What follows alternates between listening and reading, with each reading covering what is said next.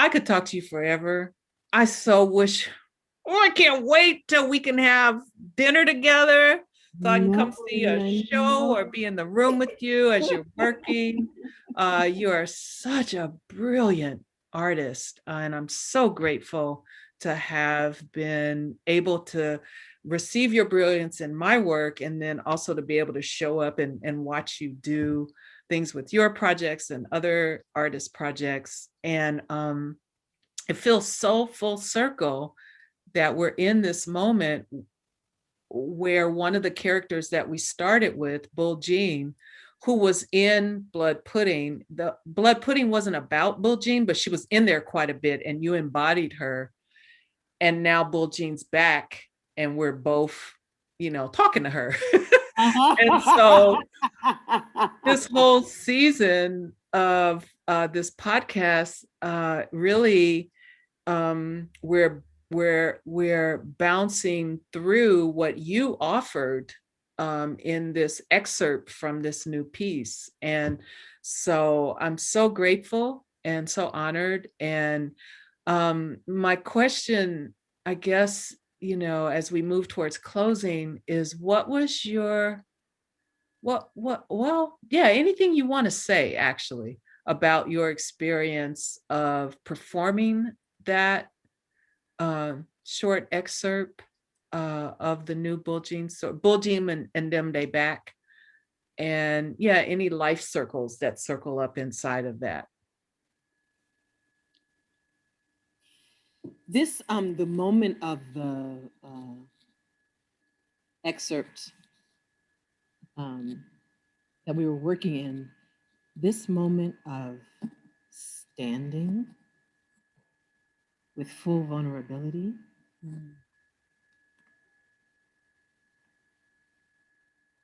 with like this stand. So this this magic of power, right? Standing, but also allowing oneself to be completely unmoored and remade and supported by community, right? So Caney, Yeah. Caney having to shout from the porches, Yeah. pulling out, and I think that this is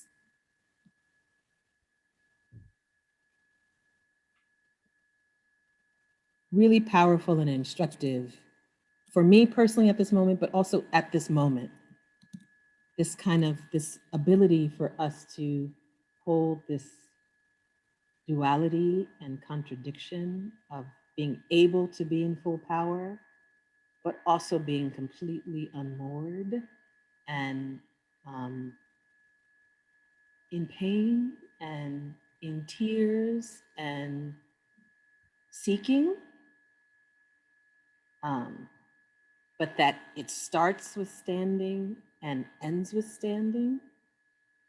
And that stance of connection, that stance of seeking ancestral help, that stance of allowing oneself to be seen in vulnerability, allowing oneself to be seen by community, of needing support. Anyway, that's big medicine for me right now. What you and them talking about? That duality, and it's even more than do. It's like multiple. That holding of all of those spaces, but also transforming and moving through it, because the standing at the end of that excerpt is very different from the stance at the beginning, but both hold power, both hold memory, both hold connection, both hold bearing witness, right? But what happens in the space in between allows for something new, even in the return, right? Going back into the house, but it's something new.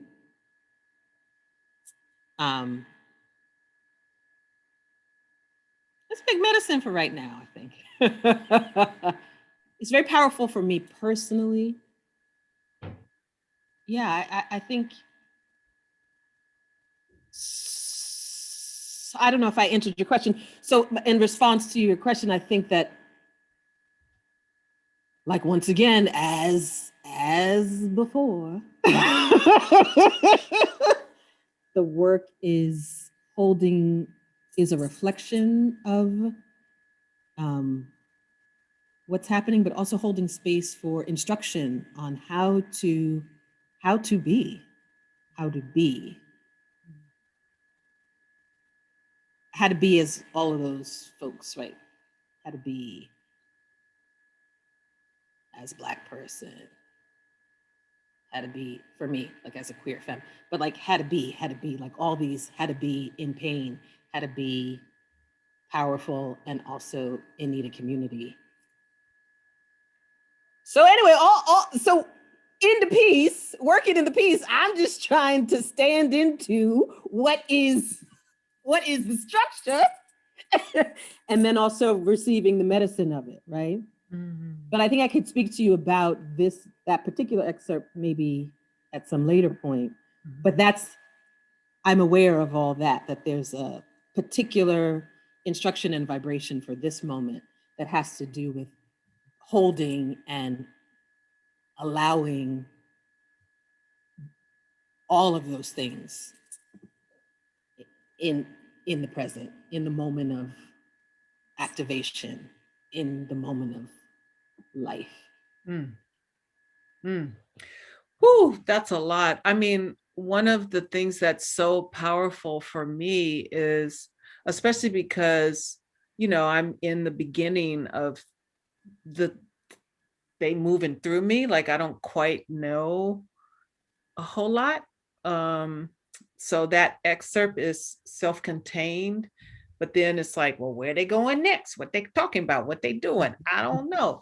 But getting to talk to you, getting to hear you, getting to receive your work in that, like, is so instructive for me.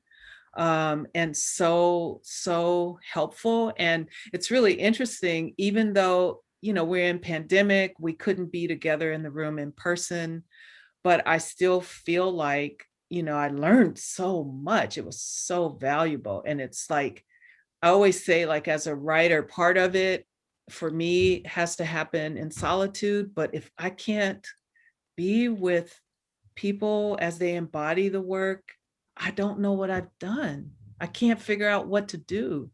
So you have given me and continue to give me, as we continue to talk about this and as I keep listening to it, next steps. So I thank you. I'm so proud and so grateful. And you are so generous and so loving and such a bright light. And I'm so grateful to be on this journey with you. Always, when I facilitate for emerging artists, one of the things that I try to encourage people to do is to create the life they want to live. And part of that for me is you build your family. So you're my family. Part of why I can be here, because I think we're all, especially right now, we're having to hold everything. I am exhausted. I'm exhilarated. I'm fucking crying. The next minute, it's huge celebration.